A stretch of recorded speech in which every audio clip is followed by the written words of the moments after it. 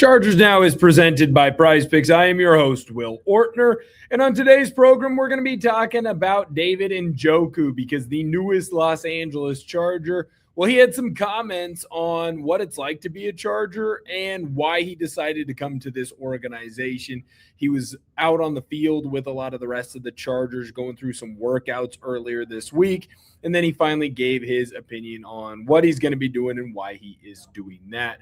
Very excited to hear his comments. And frankly, this is why you subscribe. There is never a story that is too big. There is never a story that is too small that we will not cover here on Chargers Now. So make sure that you hit that subscribe button. All right, let's dive into the first little bit of Njoku's comments because I'm telling you right now, I think that there were some people in Los Angeles or people that are fans of the Los Angeles Chargers that were worried about the plan for this organization in free agency. In my personal opinion, I was one of those people. I thought that general manager Joe Ortiz let some really talented people go and didn't really bring in any big name free agents, especially with a ton of salary cap space that this Los Angeles Chargers team has. Now, those guys that left in free agency, they made a bunch of money, and some might argue that they were overpaid, but it feels like Ortiz has had this game plan all along, and I've come around to say I was wrong, right? He goes in, has an excellent draft, and then now has started signing players in free agency, and one of those guys is David Njoku. Now, why did Njoku end up signing with the Los Angeles Chargers? I think it's very important to really listen to what he says because kind of hit the nail on the head of why he ended up wanting to come to Los Angeles, and it's pretty clear that this organization is doing things the correct way. David Njoku said, "It was pretty cool. It was my first free agency my whole career, so it was new. It was different. Took me out of my comfort zone of knowing where I was going to be. It was exciting, and I'm really glad to be here. It wasn't frustrating. I could have signed before the draft in other places, but I chose to come here because I thought it was what best fit me." Njoku went on to say why he thought it would be more important for him to be in Los Angeles and why he can be successful. And I want to make sure that I hit that at the top of the show as well. Njoku on why he can be successful with the Chargers said, more so just finding the perfect fit that I thought would be for personally. The best spot I could be successful in. When I visited here, I really enjoyed it. I met with the coaches, the owners, everything. So here's a guy who had a lot of people going and targeting him in NFL free agency. He was clearly one of the top tight end free agents that hit the market. A lot of people wanted Njoku on their ball clubs. A lot of different teams are kind of moving more into 12, 13 personnel packages. Njoku is going to be awesome at those things. And he could have signed before the NFL draft, and teams were willing to give up potentially getting some NFL comp picks later on down the line to sign a player like Njoku. And that makes a lot of sense, right? He's a very talented tight end in the National Football League, but that's not what Njoku wanted. Njoku wants to go somewhere where he can win. He just spent a bunch of time in Cleveland with the Browns where they didn't win a lot of football games. Only a couple of the years that he was there did they even have an opportunity to make the playoffs. Now, he did make the playoffs and made the most of those opportunities, but this is a guy who's 29 years old. This is a guy who's been around the block in the National Football League for quite some time, and he's had a lot of individual success, but not a whole lot of team success. And so it doesn't shock me that a player like Njoku is saying, I'm going to take my time, and I'm going to make sure that wherever I end up is the correct spot for me. I want to go somewhere where I know I'm going to win football games, and I want to go to a spot where I have a chance to win a championship. So to me, that really fires me up, and I'm excited for what Njoku had to say there. Let me know down below in the comment section what your thoughts are on David Njoku's comments throughout his little press conference that he had. I was very impressed with everything that he had to say. And frankly, I think I trust the organization a lot more now than maybe I did even before that. Now, I'm not saying I didn't trust the organization, but I just think that Njoku really silenced any of the critics of this Ortiz-Harbaugh regime. And I think that he hit the nail on the head of why there are a lot of people that want to join this organization, and he was one of them. I was fired up after hearing all of his comments, and I think that you should be too. We have more to discuss on today's program, but before I do that, I need to let you know that today's show is made possible by Prize Picks. Prize Picks is America's #1 sports picks app and is the best place to win cash while watching sports. With playoff basketball finally here, there's no better time to cash in than with our friends at Prize Picks. And I'll tell you this, the app, it's really easy to use. To qualify for a Prize Picks lineup, pick 2 to 6 players and select more or less on stat projections, including points, rebounds, assists, three-pointers, and several others across all sports. One thing I love is the new social feeds feature where you can share Prize Picks with your friends and copy lineups with a single click. You can actually follow me on the app at BigWill7774 to see all of my lineups.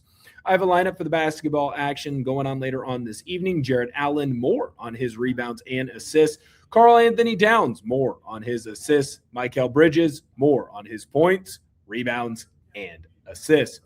New user offer. Download the Prize Picks app today and use code HMA when you play your first $5 lineup to receive $50 in lineups. That's code HMA when you play your first $5 lineup to get an extra $50 in lineups with Prize Picks. Clickable link to download the app is in the comments and description. Shout out to Prize Picks.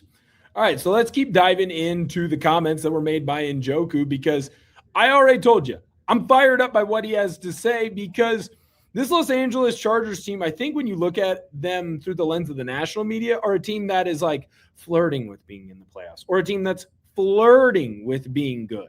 No. This is a team, this is an organization that is good right now, and they are going to be great in the long run. And I think Njoku knows that. He's the guy at this point in his career, he's made his money. He has made most of his individual accomplishments. He wants to go somewhere where he could win a title. And that's why he came to Los Angeles. And he's someone that I think can really help grow this offense for a multitude of different reasons. And I think the first one is in that tight end room, which, I mean, he starts talking about.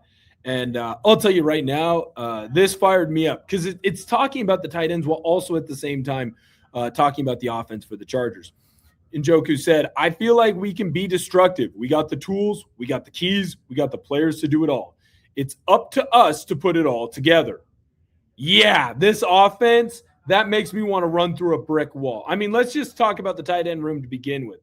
When you look at this tight end room, you've got Njoku. He's probably your #1 option, but I'll tell you right now, Gadsden is not someone who should be left off that list as well. It's almost a 1A, 1B situation where you've got almost a two-headed monster at that tight end position. And if you want to go 13 personnel, which I'm sure Mike McDaniel is going to want to do, you have Charlie Kolar in that tight end room as well. So you've got 3 guys that are proven commodities in the National Football League. And in Kolar, I think he can actually take a step forward or two and really prove just how talented he is and how good he is. So when I look at this crew and I look at this team, man, if I'm the Los Angeles Chargers, I'm fired up because there's a lot of different guys who can get on the field and do some very good things. This offense is going to be destructive. And there are a lot of people in the National Football League that are sleeping on players on this offense. You look at it from the top down, quarterback, great. That running back room is deep. The offensive line, it's much improved, and I think it'd be above average just by everyone being healthy. But then when you look at this offensive line and what they can be from growing from what they were, oh my goodness, it's a loaded crew. When you look on the other side of things with the defense, I think they're going to be the same, if not maybe a little bit better. You got young, talented edge rushers. You got a really good secondary. The interior of the defensive line needs some work, but I trust defensive coordinator Chris O'Leary to get this squad going. Now, I didn't mean for this to turn into a pump your tires session here for the Chargers and everyone else on the roster. This is more of a breakdown of what Njoku said, but it fired me up because if he's saying that the offense can be destructive, I'm telling you right now, the rest of this team can be destructive as well. This is a really good roster. And the fact that the Chargers aren't getting the respect that they deserve by other outlets, it really frustrates me, to be honest with you. Last thing that he talked about, and this is Njoku, is on being a leader for the Chargers. Njoku said, I do what I'm asked to do, even more some in ways I feel like I can help. I try to give as much of my knowledge to the other tight ends, but I try to be the best I can do to help everybody. I try to do the best I can to help everybody. I butchered that last quote there a little bit, but you understand what he's doing. I said when this signing came through that Njoku was going to be a great veteran presence for this team and help push this offense forward. I think he's going to help push everything forward. He's going to help the other tight ends that are on the roster. He's going to help Justin Herbert. He's going to help the running backs. He's going to help the offensive line. He's going to even help head coach Jim Harbaugh. I mean, shoot, he might help offensive coordinator Mike McDaniel. Probably helps them both because he's someone that's been around the block. So when he says something, it's going to have weight to it. He's someone that, in my personal opinion, has shown that he is a true blue NFL working man. He is someone that, if he has an opinion, it's not something that you can toss to the side. David Njoku should fire up every single Los Angeles Chargers fan, not just because he's on the team, not just because he's on the roster, but because of the things that he's saying. He's saying he chose the Chargers because he thinks he can win here. That's a check. I love to hear that. He's saying that he chose the Chargers because he thinks they have the best offense. I love that. He's saying he chose the Chargers because he loves the tight ends room. I love that. He's saying that he chose the Chargers because he knows he can help take them to the next level. I love that. There is nothing that David Njoku said in that interview that worries me. There are only things that get me excited. And if we had a brick wall here at Chat Sports, I'd run through it right now. Not saying that you should try to do that. You're not as big as me. But I'm telling you right now, David Njoku's saying all the right things. OTAs are coming up. They're going to start next Monday, the 26th, or Tuesday. They're starting next week. They're starting on the 26th, okay? So let me know down below in the comment section if you are fired up for OTAs with the Chargers, yes or no. I think personally for me, I'm definitely on the side of I'm excited. I cannot wait for things to get rocking and rolling. Take a little bit more of a offensive and a defensive approach so we can kind of see where players are at and how these new coordinators are going to be calling their respective sides of the football. Thank you guys so much for viewing today's video. Had a blast making it. Hope you guys enjoyed watching it. Make sure you go and tell someone that you love them. And as always, make sure that you bolt up.